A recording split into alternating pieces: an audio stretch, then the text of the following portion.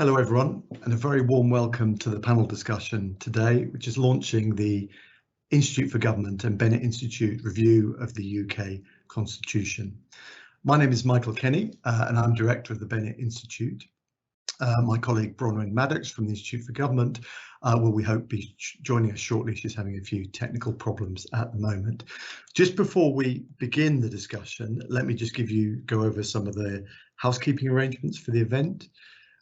We'll be live tweeting from IFG events using the hashtag IFGBennettInst. Please do follow us and tweet along. Please also send in your questions as early as you like. And if you can give us your name, where you're viewing from, that's always very helpful to see. And you can post questions in the panel on the right of the screen. We will have a video and sound recording on our website within 24 hours. And let me just say one or two things about the review before I do move to introduce the panel. This, for fairly obvious reasons, feels like a very timely moment to consider how well our constitutional order has withstood the political turbulence of recent years, ongoing political turbulence. Whether this is a genuinely constitutional moment, as historians would put it, I think remains to be seen. But there is certainly a strong case, we feel, for looking again at some of the UK's governing institutions and constitutional relationships and asking what the priorities for reform should be in the near term. One of the distinctive features of this project is that it will be informed by a wider research endeavour, which will come from the Bennett Institute, but we will also be looking to commission work from other experts on some of the issues that we will be looking at. So in the next 18 months, you'll see different outputs from this project, more conversations like this, and different kinds of public engagement, including, we hope, as things open up outside London, as we want to move around the country to talk to people to get their views on some of these issues. I have no doubt that the work we produce will not be the last word on the subjects that we will cover, but what we're really trying to do is to stimulate a richer, a more informed and maybe more balanced discussion on some of the different constitutional questions that have been posed by recent events and the different options that lie ahead of us. Today's panel, I'm sure, will be an excellent starting point for the conversation that we want to promote. So let me just move to introduce our panel to you. First of all, we have Dr. Halima Begum, who is Chief Executive of the Runnymede Trust, the United Kingdom's leading race equality and civil rights think tank. Before taking up her post at Runnymede in a 20-year career with the Department for International Development, Halima held senior positions across aid and policy, programmes and research, representing the UK government on numerous long-term international postings. We also have Robert Buckland, QC, an MP, who's a Member of Parliament for South Swindon, which is represented since 2010. He served as Secretary of State for Justice and was Lord Chancellor from 2019 to 21, and before that worked in government as the Minister of State for Prisons and as Solicitor General for England and Wales from 2014 to 19. He's also sat on the Justice Select Committee and the Joint Committee on Human Rights, the Common Standard Committee and the Commons Privileges Committee. We also have with us Professor Kieran Martin. Kieran is Professor of Practice and Management of Public Organisations at the Blavatnik School of Government at Oxford. Before that, he was the founding Chief Executive of the National Cyber Security Centre, part of GCHQ, and before that, he worked in several roles at the Cabinet Office, one of which I guess is very pertinent to his comments today, was as Director of the Constitution between 2011 and 14. Where he oversaw the implementation of the 2014 Scottish independence referendum. And then finally, we have joining us Baroness Smith of Basildon. Angela is a Labour peer and has served as Shadow Leader of the House of Lords since 2015. Before her introduction to the Lords, she represented the constituency of Basildon from 1997 to 2010. And during that time, she served as a whip as well as in ministerial roles at the Northern Ireland Office, DCLG as it then was, and the Cabinet Office. She's currently Shadow Spokesperson in the House of Lords for Northern Ireland, the Cabinet Office and constitutional and devolved issues. So welcome all. Thank you very much for joining us. Really delighted to have you spark this wider conversation. Let me begin with you, Halima, if you'd like to share some opening thoughts. Thank you, Michael, and what a pleasure it is to be with this group and also the audience here today to really dig into quite important, pertinent questions that relate to the health of our democracy. So thank you very much for creating that space. I'm Halima Begum. I work for the Runnymede Trust. Runnymede Trust has an unusually healthy link to democracy in England, and I hope that we can bring some of that spirit and value to this discussion today. People probably don't normally associate racial justice with Runnymede, but that's one of the reasons why we are founded on those principles, so that racial justice can be seen as human rights. I suppose just the opening remarks are really to set the context of civil society. So everybody's interested in the health of our democracy.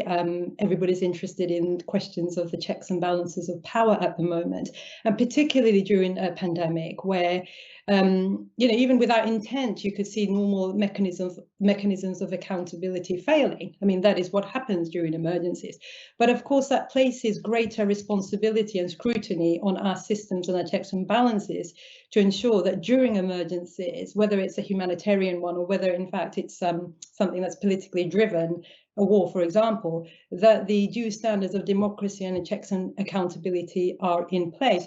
So this is probably more timely occasion to be looking at our democracy and the constitution, whether it should be reformed, rejuvenated, codified or not.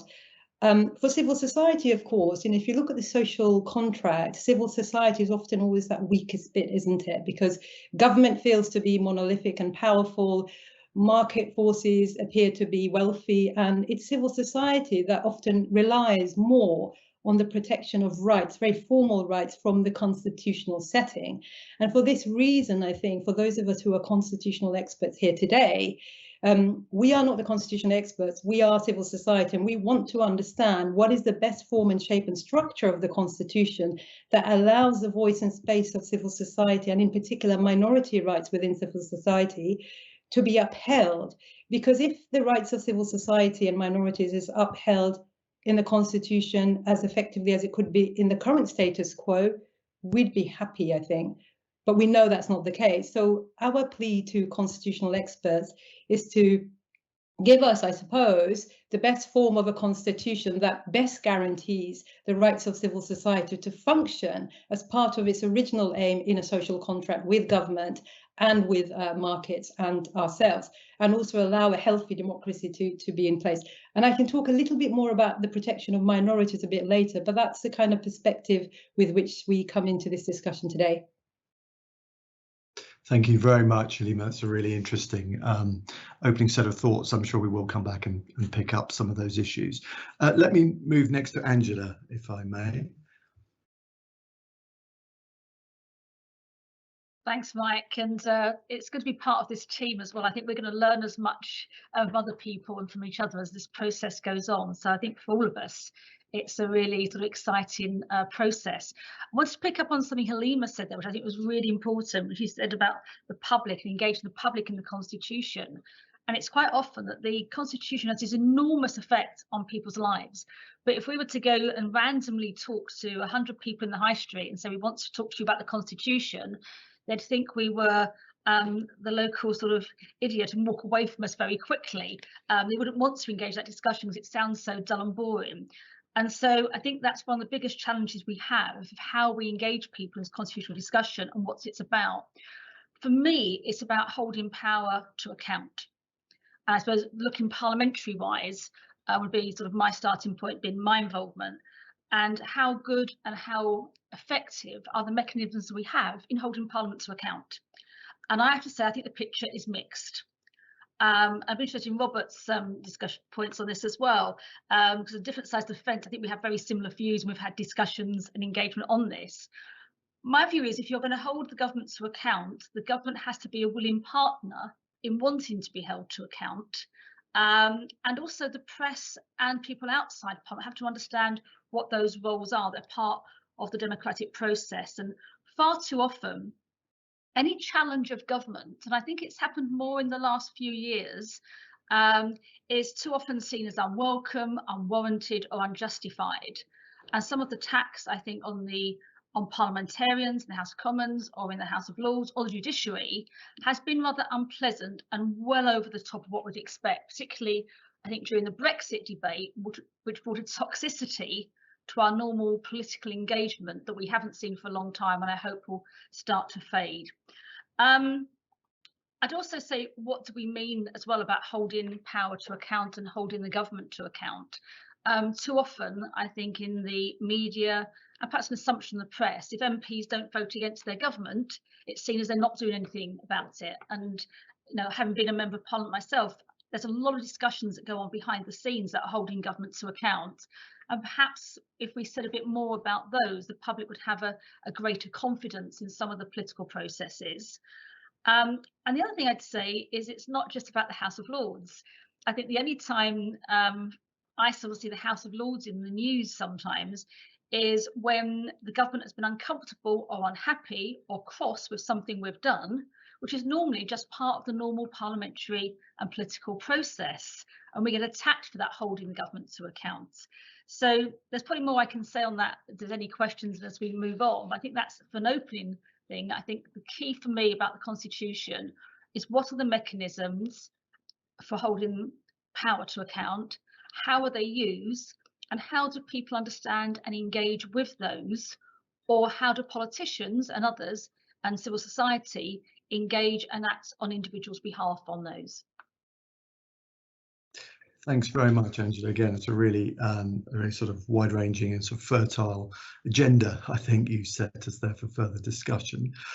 Let me move next to you, Robert, if I may. Well, thank you very much indeed, and it's great to be part of, I think, what's going to be a very lively panel, because I think Angela's fair. She's right to say that there are things that I think we agree on, but I'm just looking at the headline here that we can all see on our screen: reform, reject, or reinvigorate. And the first question I always ask myself, I suppose because I am a conservative fundamentally, is why reform? You know, I want to sort of gently but firmly challenge the groupthink that might arise from panels like this that says that everything is terrible and we need to change it all. I don't believe that. I really don't. I think Angela's mixed picture is probably closest to the mark, but that does mean that there's a lot of things actually that work in our constitution that we shouldn't forget about. And when we talk about tension as a bad thing, actually, I think that's not fair. I think tension is actually often a very good thing. I think tension between different arms of the Constitution shows that they are alive and that they are fulfilling their various roles. And even trenchant criticism isn't something that we should worry about unduly.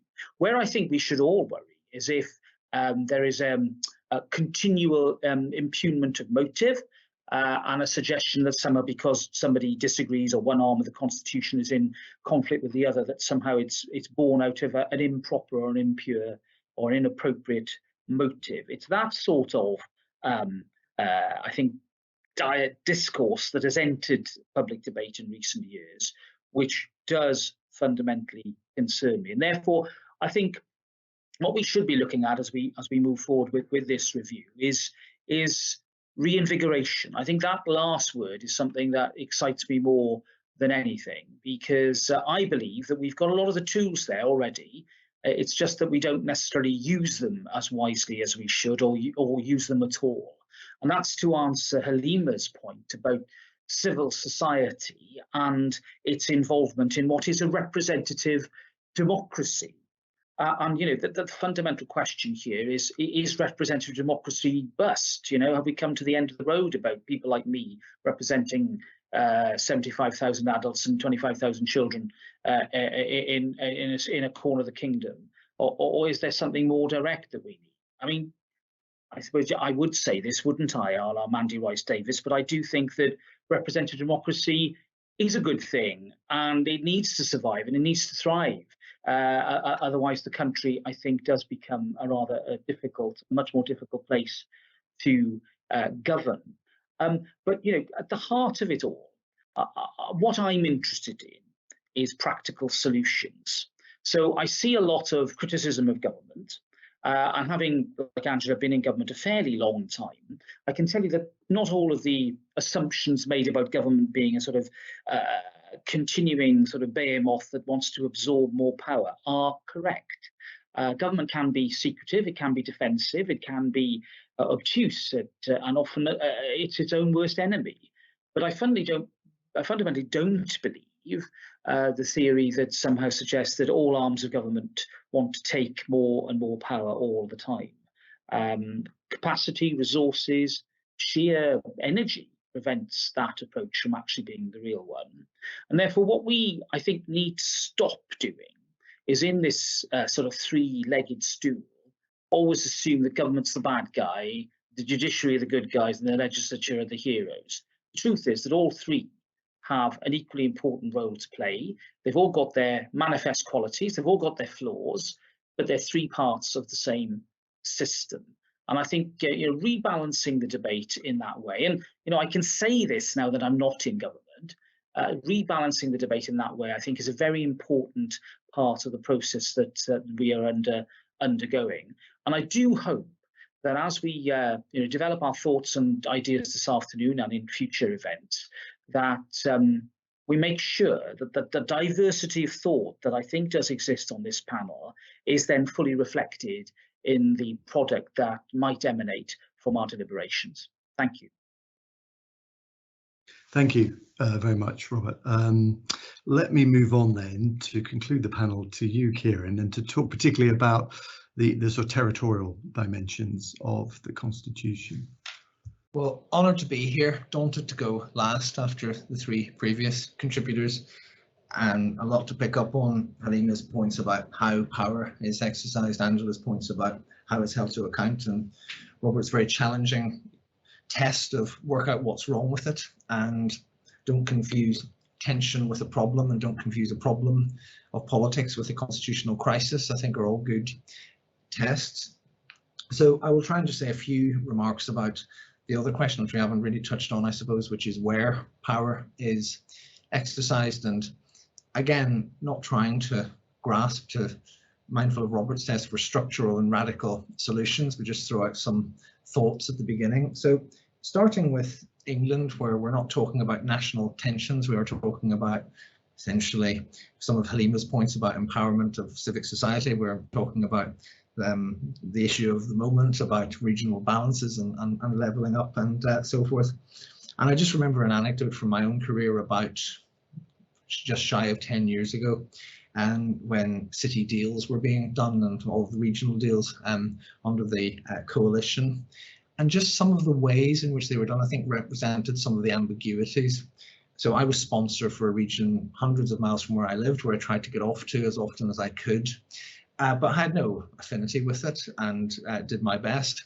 It was a negotiated settlement of earned autonomy, where well-meaning and hard-working local business leaders and elected representatives would submit plans, and we would sit in Whitehall committees. And very junior people and people who with even less experience of the region than I would make points about and this is a real example about the inadequacy of evidence presented by the local community about transport links in Norfolk and Suffolk, and therefore that the settlement would be somewhat different. So if you're looking for things around how to examine how the Constitution and how the dissemination of power works in this country, I think there are things just about the functioning of government in that respect. We cannot make our mind up sometimes whether we actually want to. It's to Robert's point about is government trying to hoard power? Sometimes it just cannot make up its mind whether it's actually prepared, to let go or prepared to centralize, and we end up in quite a messy way. And I think this applies even more to some of the territorial aspects, which of course are existential for the country. There's a brilliant quote in the recent House of Lords report on the Union from Professor Michael Keating, and just bear with me and I will read it. It says there are two interpretations of the devolution settlement. One's based on the traditional doctrine of parliamentary sovereignty. Westminster's merely lent powers to the three devolved territories that can be reclaimed at any time. The other is that devolution represents a substantial constitutional change and requires a modification of our understanding of the Constitution. And he says correctly, the former view is legally right and it's all consistently held upheld by the Supreme Court, but it's politically incomplete, but in a way that we haven't quite understood. And I think this goes back to different perceptions of the way we engineered the new constitutional settlement a generation ago, in Scotland in particular, and of course in the unique circumstances of Northern Ireland. It was a very emotional exercise about redesigning the way that the territory, the country was run. In Whitehall, it was a technocratic exercise about which powers to keep, which powers to retain, how money would flow, and so forth. And we failed to just try to have the discussion about how the state was being reconfigured. And now with a bunch of powers coming back from European level, we're doing the same thing again. We're just arguing, competing, contesting, rather than thinking through the nature of the society. So I'm not trying to prescribe things. I'm not defaulting to federalism or more powers, although I see the Secretary of State for Northern Ireland appears to have gone outdone a lot of us on Devo Max today. But that's a story for another day. But I do think this conversation about where power is exercised is going to be a fascinating one for us to probe, with a very complicated set of dynamics and potential answers. Thank you, Kieran. Again, really admirable, sort of interesting, challenging set of reflections, indeed incorporating to today's event. So well done. I'm just going to bring in Bronwyn Maddox, Director of the Institute for Government, because she wasn't able to join us earlier, just to offer her welcome, and then I will turn to put a question to each of our panelists. Over to you, Bronwyn. Mike, thank you very much indeed, and great to join you. I'm sorry for the technical glitches at the beginning, but I've been listening with fascination and the appreciation of not just this conversation, but all the kind of conversations that we have begun in starting this project. We're really delighted to be doing it with the Bennett Institute. Both of us coming together at this point, feeling that the time is right to ask these questions. And what our panelists have just been talking about really goes right to the heart of the three different pillars we've focused our work around. One, the power relationships within the country, and sometimes the very old foundations of those, sometimes the very new ways in which those have been called into question. The second one is the territorial settlement, that bit of jargon for the how do we get the relationships between the different parts of the country to work, which we've just been discussing. I think we may have lost Bronwyn there. Yeah, okay. We'll move on. Poor Bronwyn's having some difficulties. Hopefully we'll try and bring her back into the conversation before the end. Let me ask you first, Halima, if I can come back to you. I mean, a couple of further references to the points you made about power, the role of civil society here. I just wanted to follow up with just the question about, I suppose from a citizen's eye perspective, how accessible, and questions about accessibility of the political system have been posed for some while. But I'm particularly interested in the sort of constitutional dimension of that. I mean, do you think people have an understanding of how Britain's constitution works? Is there an agenda there in terms of either improved understanding or actually generating a sort of wider constitutional discussion that connects with those issues about accessibility you've been working on? Yeah, so if you were to ask the average member of the public, do you understand how the Constitution works? Forget the public, I would struggle with that. And I spend time with constitutional experts, such as Baroness Biff here. But so I think it's quite a difficult one to ask of the public. What we need to be thinking about is, how does the public understand how they hold decision makers to account? So if you ask the question, are you able to hold your local MP to account, or your local councillor, or in fact, do you feel that the media is representative of your interests, and is the BBC focusing on all your issues given the fact that you pay a license? I think you'll get a different answer. So the question around whether the public understands the Constitution, I think, goes to the heart of whether the public feels that they have any power, whether they hold any power.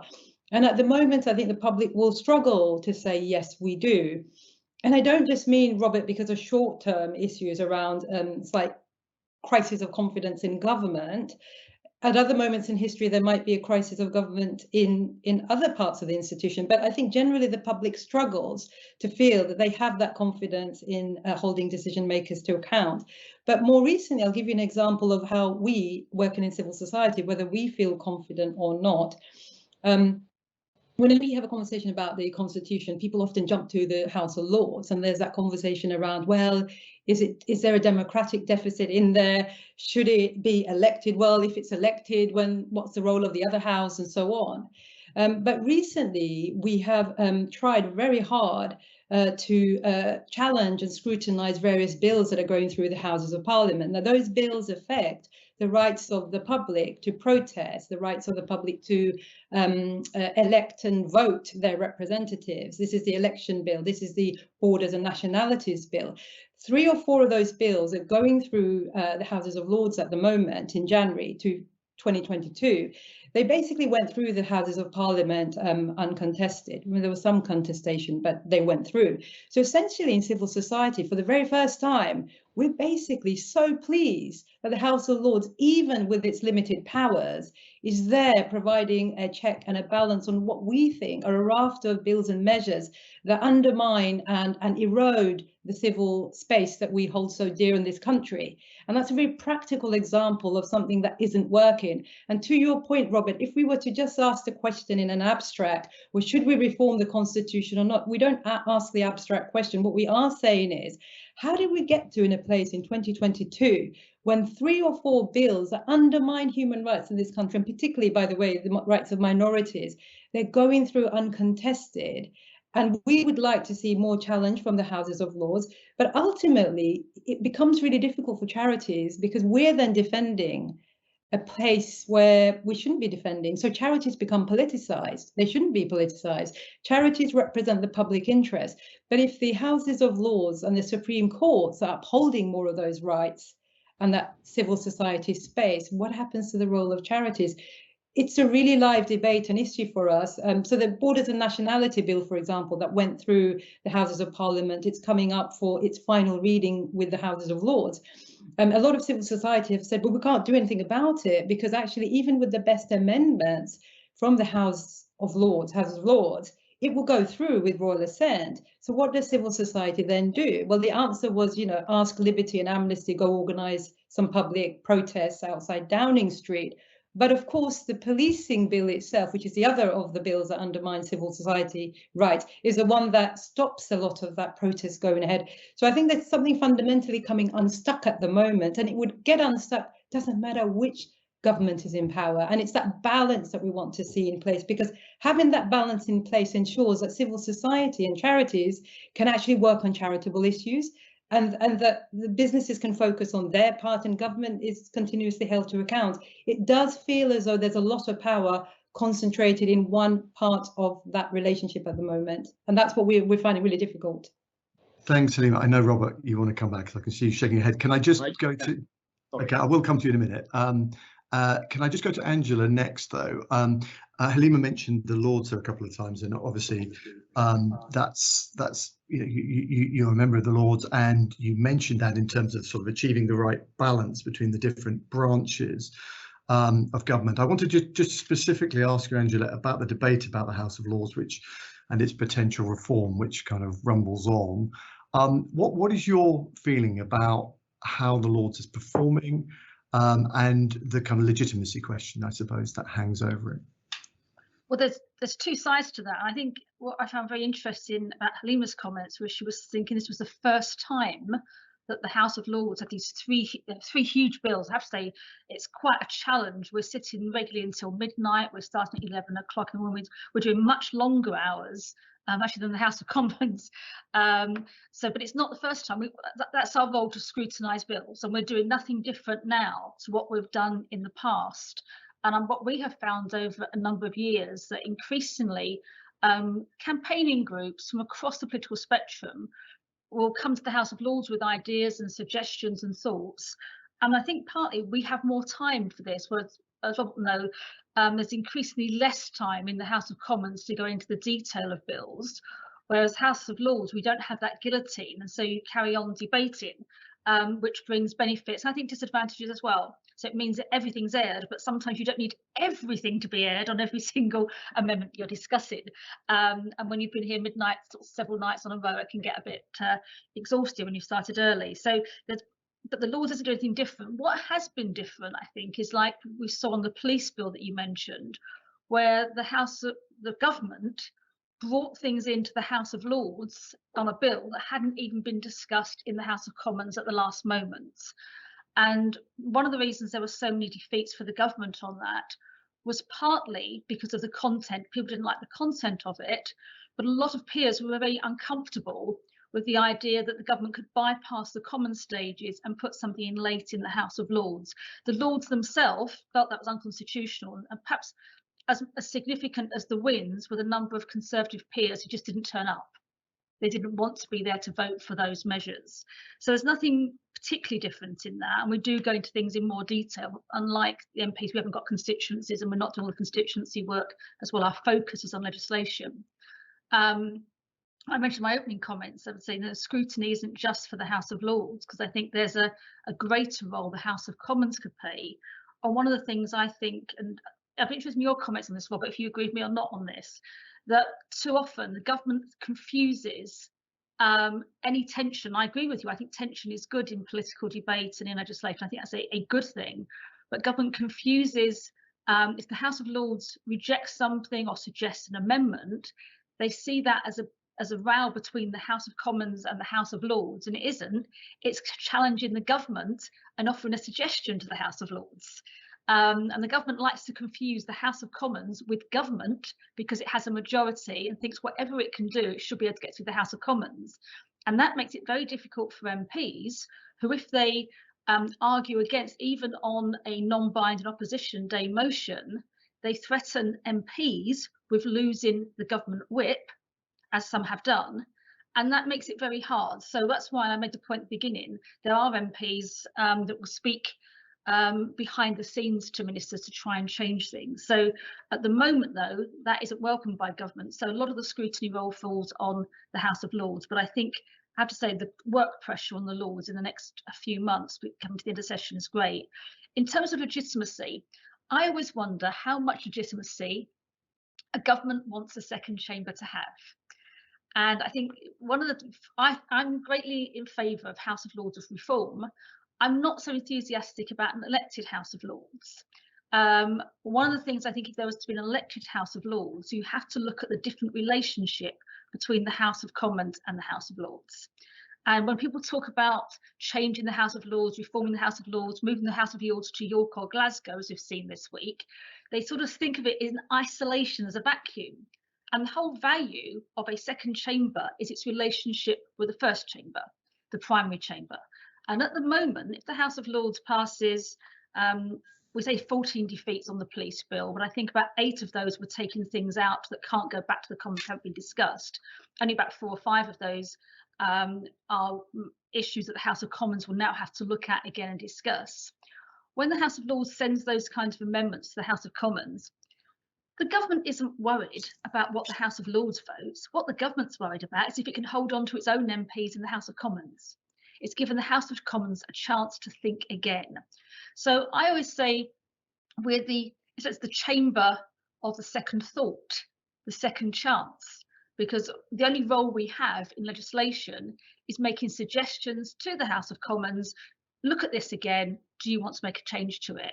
Now, I think that is quite a valuable role for a second chamber, because no government gets everything right first time, every time.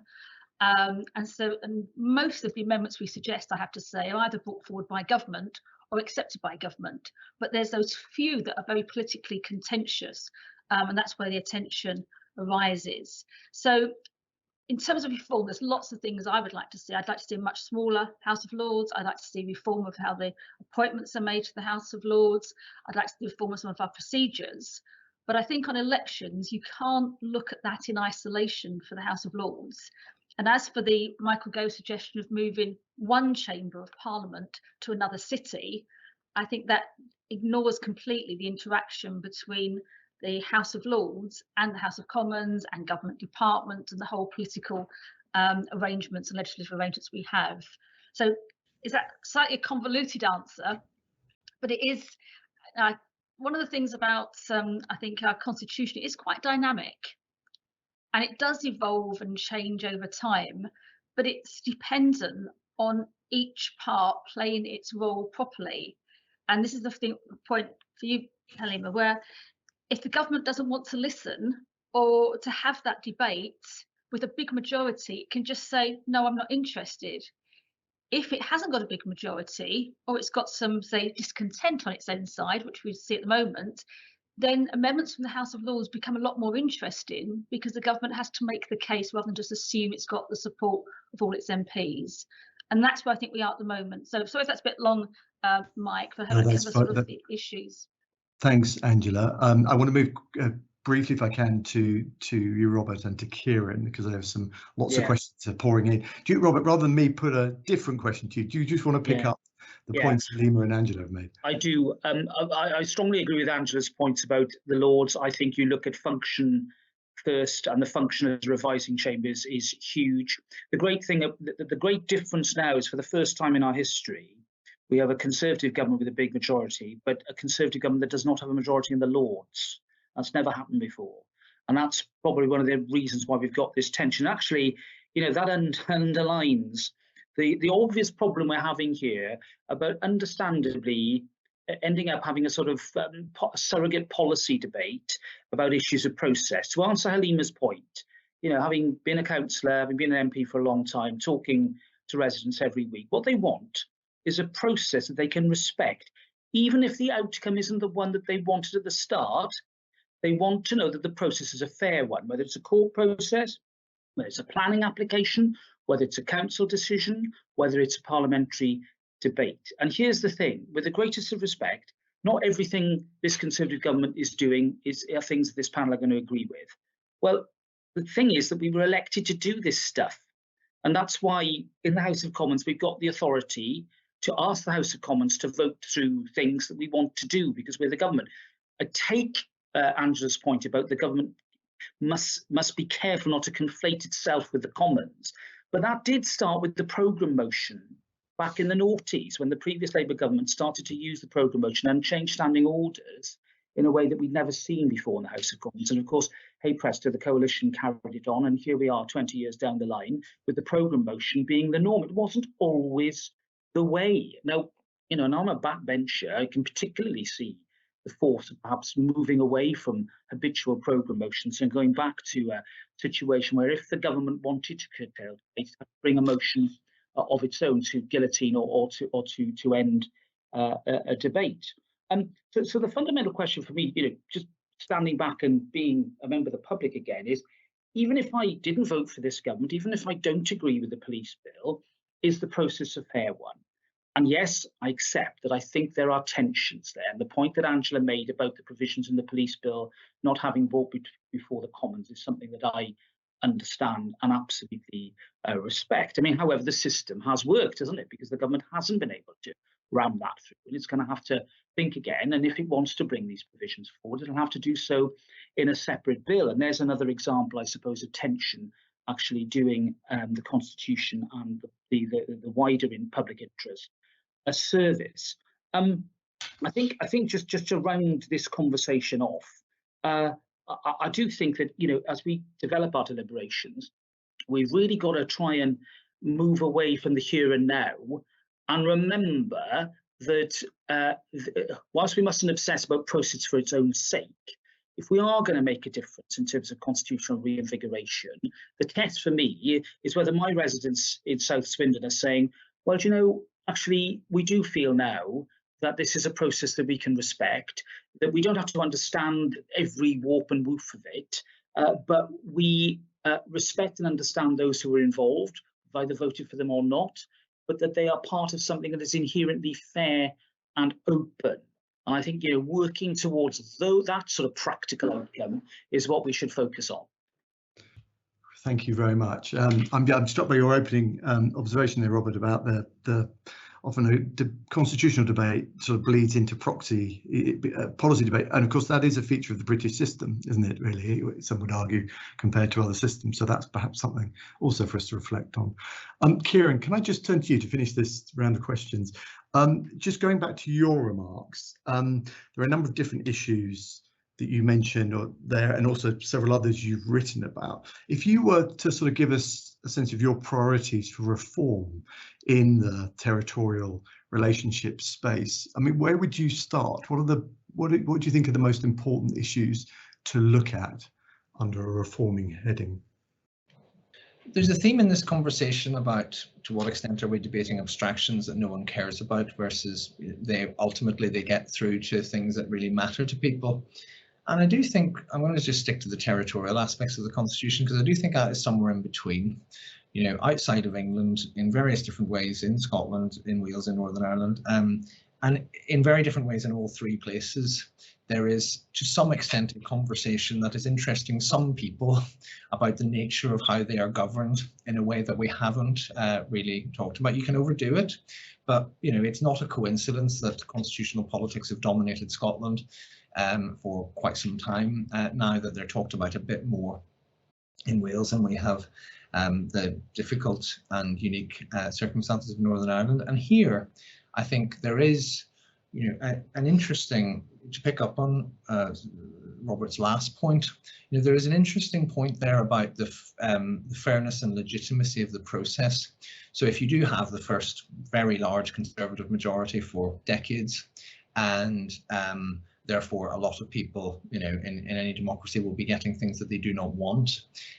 There is a different dynamic beyond England, particularly in Scotland at the moment, about what that mandate means and how that is received. It's not the straightforward sense of, well, my side lost, I'm going to have to put up with things that I don't like for a while, but the process is legitimate. You know, it is different in the national identity. It cannot, there's a constitutional dimension to it, there's a process dimension, and it's fashionable in some quarters to blame it on devolution itself.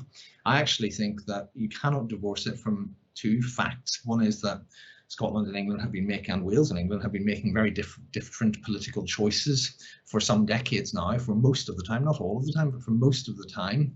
And that is different in the context of strong national identities. And then secondly, the single big, I was a civil servant, so I was never, you know, I was stalking corridors in Whitehall rather than the palaces of Westminster. But in terms of political masters and people and bosses and people you dealt with, the single biggest change in from 2000 to 2020, the 20 years I was there, was the disappearance of senior Scottish MPs from the seats of power from 2015. You know, it was a fundamental change in the Westminster dynamic. You always had, even in the coalition, you always had people sitting in Scottish constituencies talking about how things would play in that part, and that has disappeared in the last few parliaments, because even in 2017, when the SNP did relatively badly, it still had a comfortable overall majority of Scottish MPs, and you didn't have front benches on both sides with that strong regionally dispersed interest. So I've avoided your question, Mike. I actually think, and the reason I've avoided it is that I'm trying to frame it. We have a constitution, including law reinforced by the Supreme Court, which can operate on simple majoritarianism, and that majority can be generated within England because of the balance of population. But that's not politically how the modern British Constitution is legislatively framed, or it's supposed to be politically designed.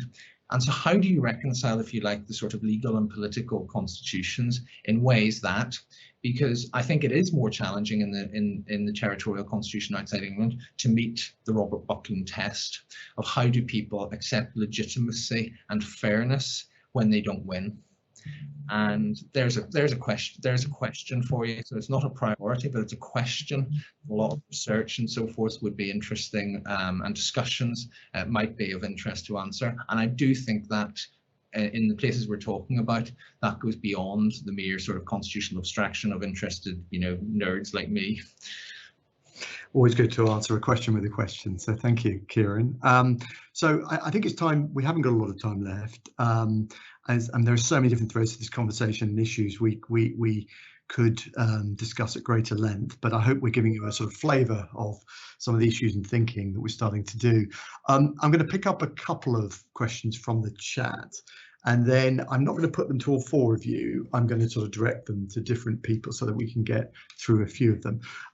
First one I'm going to pick up, interesting one from, I think it's Tom Brake from Unlock Democracy, which is a very pertinent question, is how might we build cross-party consensus around constitutional reform in the current situation? So I'm going to put that, I think, to the two politicians on the panel, and then I'll come to Halima and Kieran with a different question. Angela, do you want to start with that one? I suppose you start with nobody looking for where the party political advantage is, but looking at what works. And Robert said something at the beginning that I had on my notes as well. Was basically, rather than assuming there's a problem or assuming what people want, interrogate the issue and actually get properly down to what works in our system and what doesn't work, what has public acceptance and legitimacy and what doesn't, and look at the function of those things. And I think if you do that, and also I suspect that constitutionally we have tended to do things in baby steps in this country rather than an all-out massive change, and sort of have a staged process, see how that's sort of what to do next. And that might be a way of getting sort of cross-party, cross-community buy-in. I actually agree with Tom. I think that's, in many ways, that's a better way to proceed if it is possible. And what worries me is if we have a system with a big government majority, it becomes a winner takes all. And if you've got a big majority, you can do what you want. And I think on any grounds, and I'm not going to say this government's done that, Labour government did that, Tories do that. I'm not getting into that. I'm looking at the principle of it. And I think there is a danger on that. So if you can get it, I would have thought it would be sort of piecemeal, look at where there's agreement, but don't use that as an excuse to look for the lowest common denominator, but look for changes that actually matter and make a difference. And the point's made time and time again to people's lives. Just as an addition to that, we often talk about devolution. Everybody wants devolution.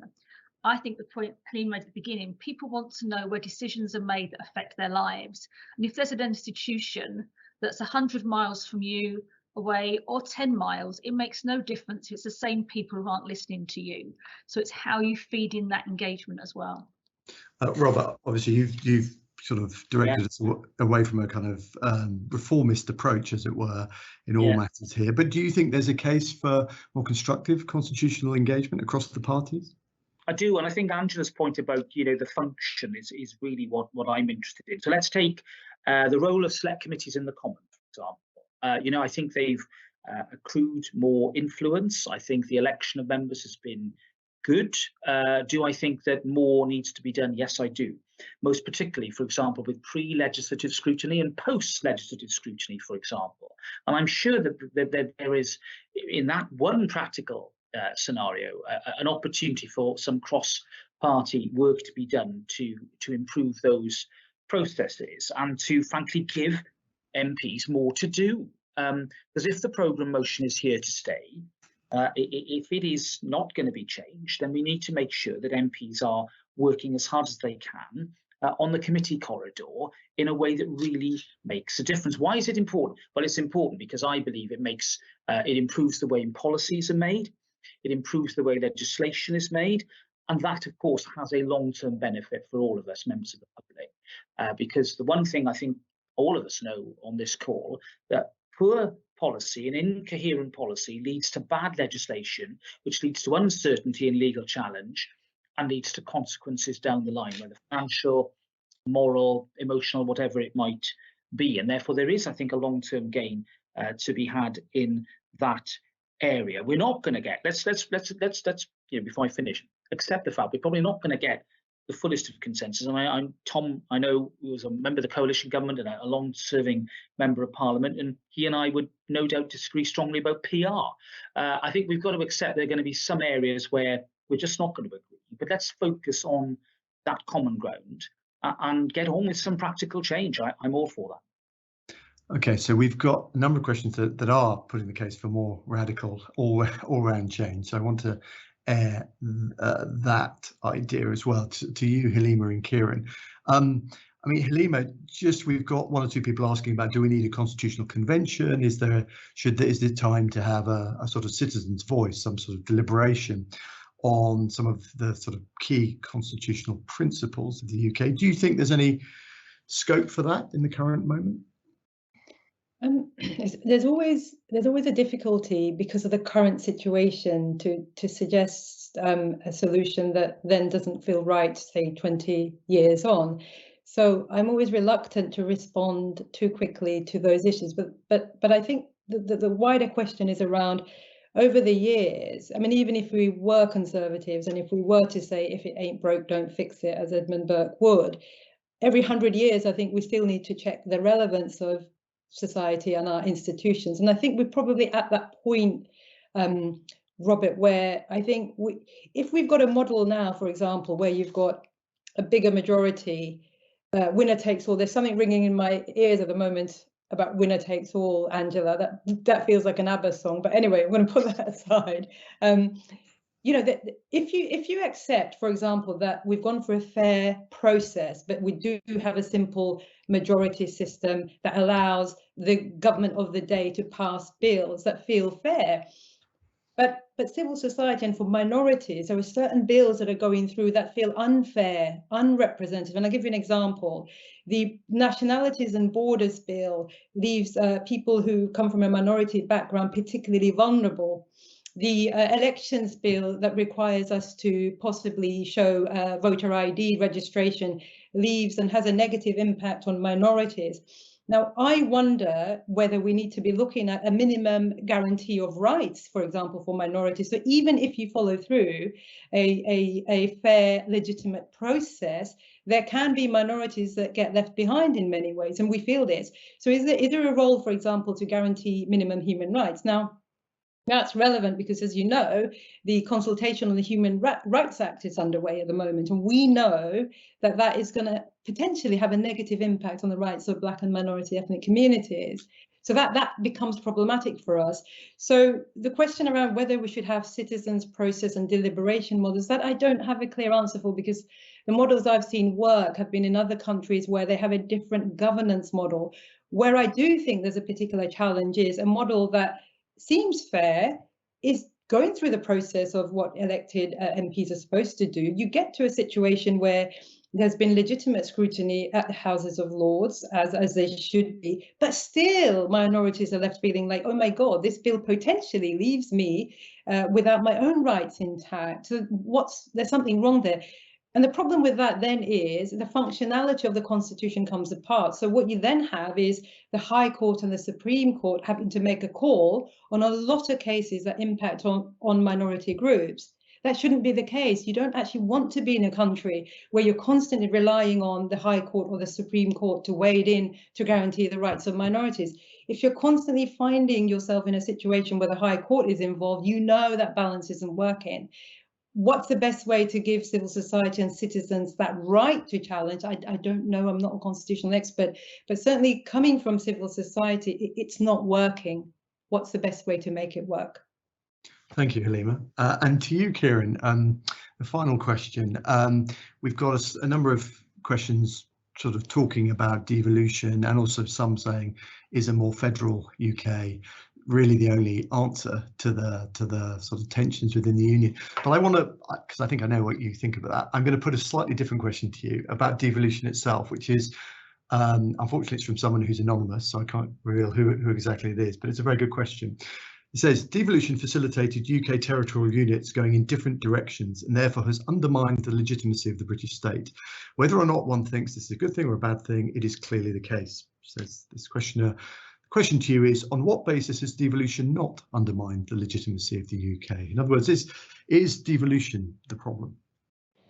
I don't think it is. I think the UK historically over centuries chose a model which retained both the distinctive national identities in a way that other European countries that were made up historically of things that approximated independent states did not. And France, for example, promoting a pretty ruthlessly single sort of French version. The UK kept multinational model. And so then when you get political divergence, as you have done in the last half century, arguably even longer, you know, political structures will come under come under strain if they're very unitary and majoritarian. So, you know, whilst the counterfactual can never, like any counterfactual, you can never work out what exactly would have happened if after the 80s and 90s, you know, the then Labour government had decided to forgo devolution, would everything have been all right? You will never know that, but I do think there's a very strong case for saying that you know, the British state had to adapt. So I don't think devolution is the problem. I do think that there are things about the way in which it has emerged.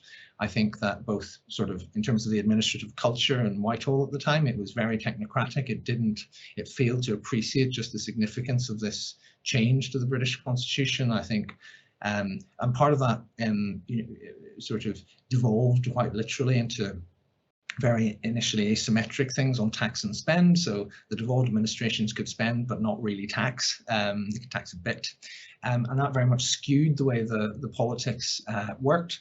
And that was very much, you know, and I was there at the time, that was very much a sort of treasury reflex that after spending 2 decades finally sorting out the national finances, you know, whose barking mad idea was it to let all the people spend money, and how much can we curtail it? And, you know, whilst that was an understandable bureaucratic reflex at the time, it sort of meant that there was a failure of statecraft. There was a failure in London to reimagine the British state. And I think we risk doing that now, because we are, whether we like it or not, we are redesigning the state now post departure from the EU. And I don't think we're having a sensible, I don't even think the government's having a sensible conversation with itself, because sometimes it's doing things that are quite, what we might say, moderate and devolution and consensual in respect of how this works with the devolved authorities. Sometimes it's doing things that are seen as quite aggressive, and there doesn't seem to be much consistency. So I think there is now a chance to actually take stock. I agree that a separatist administration in Edinburgh is not going to be seen as a natural partner and so forth, but I don't think you can avoid now having the sort of strategic rethink and reset about what sort of dynamics in this governance structure you want to have. Great, thank you very much. Well, that brings us to the end of our allotted time. As you can tell, we could have gone on and on. I want to just thank all the people who put questions into the discussion. I know one or two of you are frustrated that your particular issue didn't get raised, but there is plenty of time in the course of this review, hopefully, for us to do work on a number of different areas and subjects. Please do keep an eye out for the work that we'll do in the review, and please do look at the paper published today by colleagues at the Institute for Government, the sort of framing question paper for some of the discussions and work that we will be having. Thank you finally to our esteemed panel. You've done a great job there in giving us a flavour of some of the issues and some of the debates and disagreements around those issues that we'll be covering. Thank you, everyone.